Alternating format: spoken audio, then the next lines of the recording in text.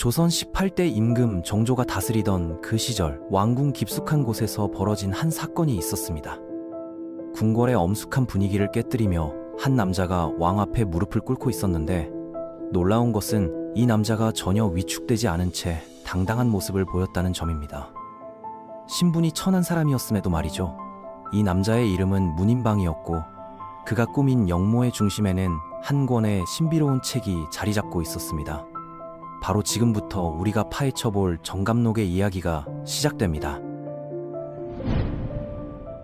산과 강의 기운이 모두 계룡산으로 흘러들어가니 정씨성을 가진 이가 800년 동안 나라를 다스릴 터전이 되리라는 예언이 적혀 있었습니다. 조선시대 민간에서 가장 널리 퍼져 있던 우리나라 최고의 예언서가 바로 이 정감록이었죠. 혹시 여러분께서는 이 책에 대해 어떤 생각을 갖고 계신가요? 선거철마다 어김없이 등장하는 정도령, 타령 정도로만 알고 계신 분들이 많으실 텐데 말이죠. 그런데 실제로는 조선 중기 이후 사회를 제대로 이해하려면 반드시 알아야 할 책이 바로 정감록이었습니다. 특히나 문인방처럼 사회 밑바닥에서 살아가던 사람들에게는 더욱더 특별한 의미를 갖는 책이었던 거죠. 조선시대 중죄인들의 신문 내용을 기록한 추한급이라는 문서가 있는데요. 체제에 맞서 싸웠던 영모 죄인들의 재판 기록이라고 보시면 됩니다. 문인방 사건도 당연히 이 추한에 상세하게 기록되어 있고, 그 분량만 봐도 당시 조정이 이 사건을 얼마나 심각하게 받아들였는지 알 수 있습니다. 정조가 왕위에 오른 초기에 벌어진 이 거대한 음모에는 10명이 넘는 사람들이 연루되어 있었습니다. 이들의 계획은 정말 대담했죠. 서울과 강원도, 황해도와 충청도까지 전국 곳곳에서 동조자들을 모으려 했으니까요. 세력이 충분히 모아지면 강원도 양구에서 첫 봉기를 일으켜 군수를 제거하고 무기와 병력을 확보한 후 강릉과 원주를 거쳐 동대문으로 진격해 조선 왕조의 심장부를 장악할 예정이었습니다. 사실 문인방 사건은 일반인들에게는 거의 알려지지 않은 사건입니다만, 조선왕조실록에서는 상당히 비중 있게 다루고 있는 중요한 사건이죠. 이 사건은 정조 초기의 복잡한 정치 상황과 밀접한 관련이 있다고 볼 수 있습니다. 흥미로운 점은 이 거대한 음모에 참여한 10여 명 중에서 송덕상과 이경래만이 양반이었고, 문인방을 포함한 나머지는 모두 천민과 평민이었다는 사실입니다. 여기서 가장 중요한 사실은 평민 지식인들이 소수 양반들의 단순한 도구가 아니었다는 점입니다. 오히려 문인방이야말로 이 사건의 핵심 인물이었거든요. 주모자 문인방은 비록 천민 신분이었지만 이조판서 송덕상으로부터 옥포 선생이라는 호칭을 받을 정도로 두터운 신임을 받고 있었습니다. 그는 함경도와 충청도를 직접 돌아다니며 병력을 모집하는 등 사실상 거사를 주도적으로 이끌어갔죠. 거사 후에는 장수나 재상 자리를 약속받기도 했던 문인방은 성공을 위해 정감록에 깊이 의존했습니다. 그렇기 때문에 그 정확한 내용은 전해지지 않습니다. 다만 그 내용이 매우 불온하다고 기록되어 있거든요. 불온하다는 것은 성리학적 이념과 완전히 어긋난다는 의미입니다. 사건의 맥락 속에서 본다면 적어도 이 씨가 망하고 정 씨가 새로운 왕조의 주인이 된다는 그런 뜻을 담고 있었을 것으로 추정됩니다. 정감록은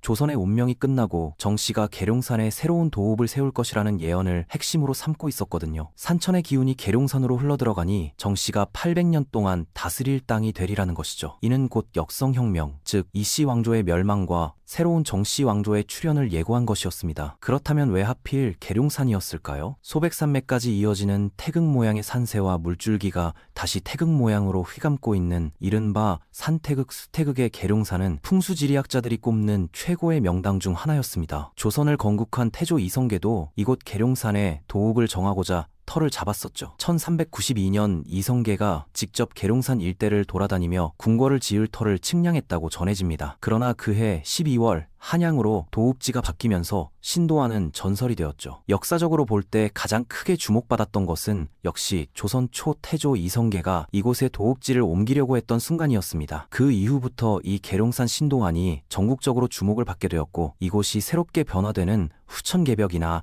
유토피아적인 지역으로 여겨지게 된 것입니다. 충남 논산시에 위치한 문인방 사건 연루자들의 공초에서 초포라는 곳이 언급되고 있습니다. 조선시대 호남에서 한양으로 이어지는 중요한 길목이었던 초포는 정감록에서 새 세상의 시작을 알리는 상징적 공간으로 예언되고 있었죠. 정감록을 믿는 사람들에게 초포마을은 일종의 성지와 같은 곳이었습니다. 지금까지도 지역 주민들에게 이 예언은 뿌리 깊이 각인되어 있어요. 계룡산 돌이 휘어지면 좋은 세상이 오고, 그때 여기에 배가 뜬다는 이야기가 전해 내려오고 있거든요. 조선이 망하고 계룡산에 새로운 왕조의 도읍이 세워질 것이라는 예언은 사실상 공공연한 것이었습니다. 계룡산 연천봉 정상 부근에는 조선의 운명을 예언했다는 8글자가 바위에 새겨져 있습니다. 방백마각구화생이 바로 그것이죠. 이를 간략히 풀이해보면 482년경에 조선 왕조가 멸망한다는 이야기가 됩니다. 방백마각에서 방은 넷을 뜻하고 백은 백을 의미하며 마각의 마는 10간 중 5에 해당하는 동물이니 5를 파자하면 80이 됩니다. 예언의 시기가 다가오면서 조선 왕실은 매우 다급해졌습니다. 대원군과 명성황후는 정씨의 기운을 누르고 조선의 운명을 지키기 위해 계룡산 절들의 이름을 개칭하는 등 갖가지 조치를 취해 나갔거든요. 명성황후는 아마도 연천사를 누를 앞자, 정씨 정자, 절사자로 해서 정감록에 나와 있는 정씨의 기운을 누르기 위해서 앞정사라고 이름을 바꾸어 부르게 했을 것입니다. 또한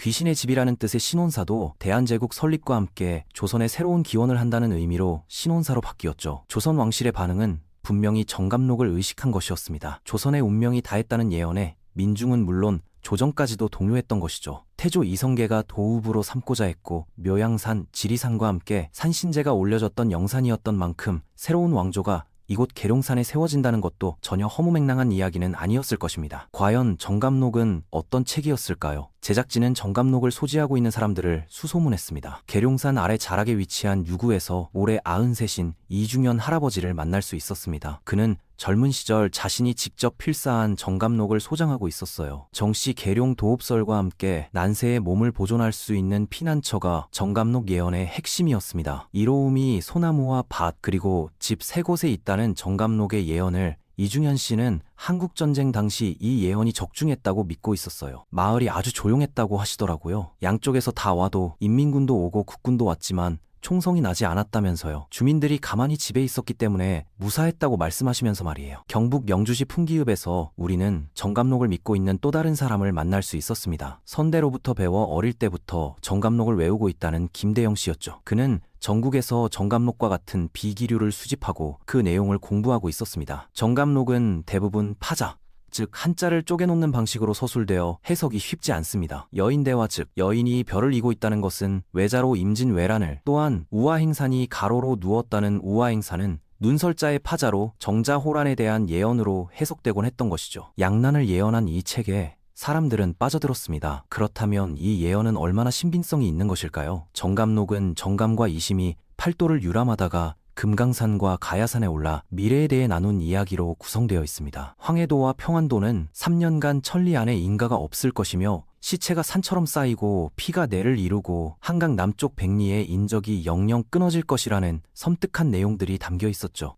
앞으로 다가올 끔찍한 재앙과 이때 몸을 보존하는 방법까지 상세하게 기록되어 있었습니다. 저술 연대를 확인하기도 쉽지 않았습니다. 정감록이 역사서에 처음 등장한 것은 영조 15년인 1739년이었거든요. 그러나 이보다 150년 앞서 선조 때 정여림 모반 사건에서 정감록과 관련된 단초를 찾을 수 있습니다. 이 씨가 망하고 정 씨가 흥한다든지 계룡산에 정 씨가 도읍한다든지 이런 정감록적인 요소들이 있는데 실제로 이러한 것들은 조선 초부터 전해져 온 것이라고 하거든요. 그럼에도 불구하고 조선 세조 때나 성종 때 그 참미서들을 분석할 때 정감록이란 이름은 보이지 않습니다. 이후 금서 조치로 인해 정감록과 같은 비기류는 가지고 있는 것만으로도 처벌의 대상이 되었죠. 그러나 금서 조치도 정감록의 유통을 막지는 못했습니다. 몰래 필사한 정감록이 집집마다 퍼져갔고 자연스럽게 필사자의 생각이 덧붙여지거나 일부 내용이 빠지기도 했습니다. 그런데 왜 정씨였을까요? 조선 왕조와 대립되는 성격을 가지고 있는 뚜렷한 인물들을 배출한 성씨가 누구냐라고 했을 때 제일 먼저 떠오르는 게 정씨입니다. 우선 고려 말의 충말의 충신 정몽주를 생각할 수 있습니다. 또 조선 초에 왕자의 난에서 희생된 정도전이 있죠. 그리고 조선 선조 때가 되면 역적의 누명인지도 모르겠지만 모반 혐의로 죽임을 당한 정여립이 있지 않습니까? 이래서 아마도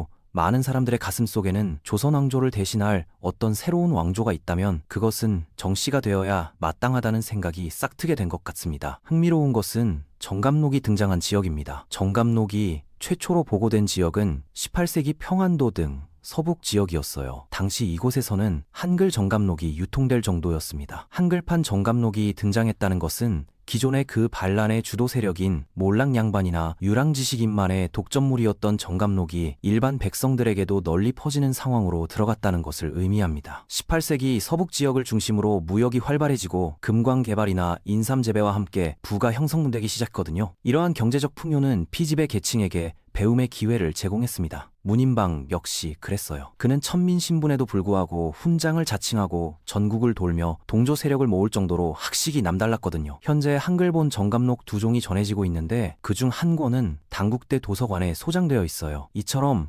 언문정감록, 즉 한글판 정감록이 존재했다는 것은 정감록이 당시 지배계층뿐만 아니라 일반 민중들 사이에도 깊이 파고들었다는 뜻입니다. 정감록이 지배계층에게 체제 저항의 이론적 토대를 제공했다는 것은 쉽게 납득이 가는데 과연 일반 민중들에게는 어떤 역할을 했던 걸까요? 경북 영주시 풍기읍 곳곳에서 인견 직물 가게와 공장을 쉽게 볼 수 있습니다. 전국 생산량의 80%를 차지하는 인견은 풍기의 대표적인 특산품이죠. 풍기의 인견 산업이 시작된 것은 1930년대 평안도와 황해도 출신 주민들이 대거 내려오면서부터였습니다. 지금 풍기에서 상공업을 하는 업체 중에서 약 50%에서 60% 정도가 이북에서 넘어온 사람들이 하고 있다고 해요. 실제로 풍기의 한 노인정에서 이북이 고향인 노인들을 상당수 만날 수 있었습니다. 황해도에서 왔다는 분, 신의주에서 왔다는 분들이 계셨어요. 한때 이북 주민 수가 풍기 인구 절반에 달할 정도였다고 합니다. 그런데 왜 그렇게 북한 출신들이 많았을까요? 그들이 풍기로 오게 된 것은 오로지 정감록 때문이었습니다. 11살 때 그 책을 봤다고 하시면서 그게 적혀 있었다고 하더라고요. 과연 풍기라는 것이 어디냐고 궁금해했다면서요. 정감이라는 분이 예언한 책이 아주 좋다고 해서 그것 때문에 여기로 왔다고 하시더라고요. 정감록은 난세의 몸을 보존할 수 있다는 10곳, 이른바 십승지를 전하고 있습니다. 그중 첫 번째가 바로 풍기였어요. 전쟁과 전염병, 그리고 기근 등 삼재를 피할 수 있다는 십승지는 풍기뿐 아니라 안동, 야얀, 가야, 공주, 태백 등 10곳 모두 남한 지역에 위치하고 있는 것이 특징입니다. 특히 풍기 금계초는 몸을 보존할 뿐 아니라 큰 임무를 배출할 수 있는 길지로 여겨지고 있었죠. 과연 금계초는 어떤 곳일까요? 차가 다닐 수 없어 40여 분을 걸어 올라가야 할 만큼 첩첩산 중에 위치한 금계촌처럼 십승지 대부분이 이렇게 교통이 불편한 오지에 위치해 있습니다. 일제강점기 정감록을 따라 금계촌에 정착했던 사람들의 집터가 남아있어요. 대략 20-30호의 집들이 화전을 일구며 살았는데 정미소가 있을 정도로 꽤 큰 규모의 마을을 이루었다고 합니다. 정감록은 이곳 금계촌에 10만 명의 사람이 피난할 수 있다고 전하고 있습니다. 태백산맥과 소백산맥이 만나는 지역이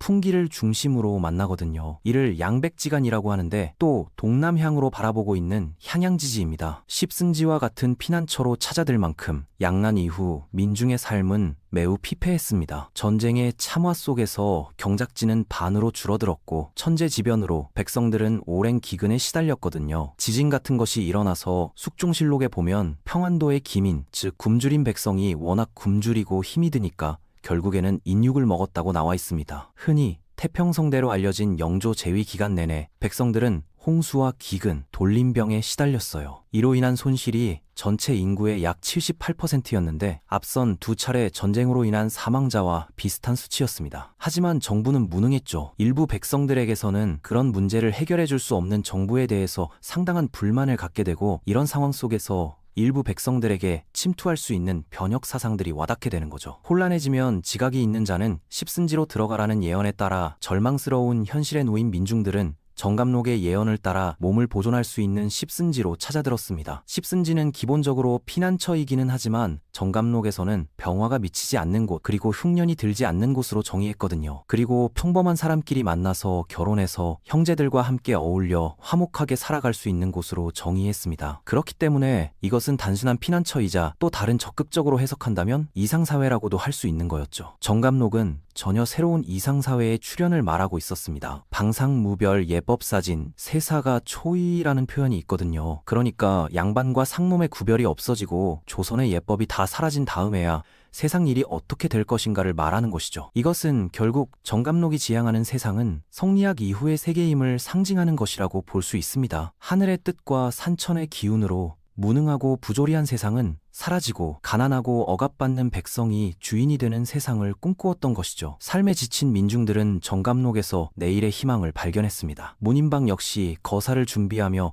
정감록의 예언이 실현되기를 간절히 기원했었죠. 그러나 거사는 끝내 실패하고 말았습니다. 함께 거사를 모의했던 박서집의 밀고로 병력을 일으켜보지도 못한 채 붙잡히고 말았거든요. 정조의 친국이 있던 다음 날 문인방은 대역부도의 죄명으로 능지처참에 처해졌습니다. 사실상 조선왕조와 성리학의 승리였던 것이죠. 문인방뿐만 아니라 이경래와 백천식 또한 같은 죄로 능지처참에 처해지게 되고 송덕상은 투옥된 뒤 감옥에서 생을 마감합니다. 이후 왕실에서는 성리학을 더욱 강조함으로써 정감록과 같은 사학을 뿌리 뽑고자 했습니다. 하지만 이런 왕실의 기대와는 달리 조선 후기 정감록을 배경으로 한 거사는 끊임없이 이어졌습니다. 1811년 평안도에서 대원수 홍경래가 경문과 함께 시작한 민중봉기가 바로 그것이죠. 홍경래는 자신의 경문에 정감록의 정씨 진인서를 그대로 가져와 사용했습니다. 서북민에 대한 차별과 세도 정치에 반발하여 무려 10년이나 준비한 홍경래의 난에서 그는 민간에 잘 알려진 정감록에 의지해 난의 목적을 정당화하고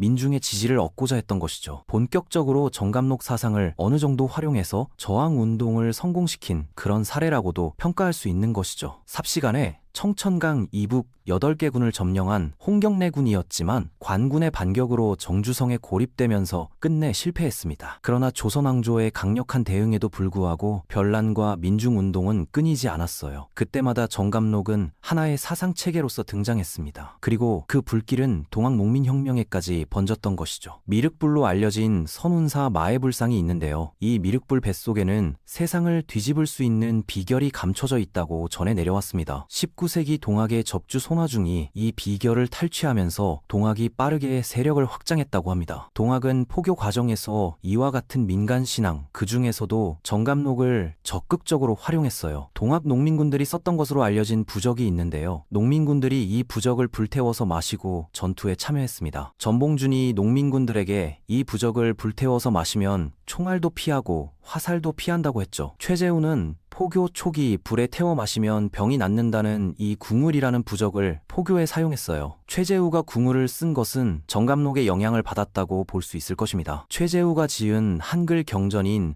용담유사가 전하는 동학의 후천 개벽 세계도 정감록 사상과 닮아 있었어요. 부하고 귀한 사람 지난 시절 빈천이요 빈하고 천한 사람 오는 시절 부기로세라고 했거든요. 1894년 고부군수 조병갑의 횡포와 착취에 대항하여 전봉준을 중심으로 일어난 고부민란이 일어났습니다. 전봉준 장군이 고부봉기를 일으키니까 드디어 이 새로운 저 낡은 세상을 극복하고 새로운 세상이 오는가 보다 라고 해서 오히려 백성들이 그 난리를 좋아했다라고 하는 그런 표현들이 나오거든요. 이들의 최종 목표는 서울 즉 조선왕조였습니다. 민중들의 봉기를 촉구하는 내용의 경문하고 정감록적인 내용하고 너무너무 유사하죠. 표현은 다르지만 그 구조가 그러니까 그런 것에서 보면 정감록이 민중들한테 영향을 끼쳤다는 것도 확실하고 동학농민혁명이라든지 전봉준 장군이 봉기를 일으키는 과정에서 정감록의 사상적 요소들이 직접적 간접적으로 아주 강하게 영향을 끼쳤다고 분명히 말할 수 있을 것입니다. 동학농민혁명 그 시작점에 정감록이 있었던 것이죠. 정감록은 현실을 부정했지만 현실로부터 도망가지 않았던 민중들의 꿈이었습니다. 정감록은 하나의 정치적 예언서임과 동시에 밝은 미래를 희망하는 기대의 표현이었고 그 시대가 안고 있는 여러 가지 문제에 가려서 신음받은 많은 사람들의 고통에 간절한 절규가 담긴 책이었습니다. 절망 속에서 찾은 한 줄기 희망이었던 것이죠. 신분제의 모순과 경제적 부조리가 없는 새로운 세상에 대한 민중들의 열망이 있는 곳에 바로 정감록이 있었던 것입니다. 정감록은 이 미륵불에 대한 민중의 기대처럼 내세가 아닌 현세에 이루고 싶은 이상세계에 대한 꿈을 담고 있었습니다. 조선 후기 굵직한 민란이나 변란 등 민중운동의 한가운데 정감록이 있었던 것은 이를 뒷받침해줍니다. 그리고 그 세상은 도덕적으로 완벽한 세상, 차별과 부조리가 없는 세상이었습니다. 정감록을 손에 쥐고 다가올 새로운 시대의 주인공이 되고자 했던 민중들은 비록 번번이 실패했을지라도 꿈꾸기를 포기하지 않았던 그 민중에 의해 역사는 진보해 왔던 것입니다.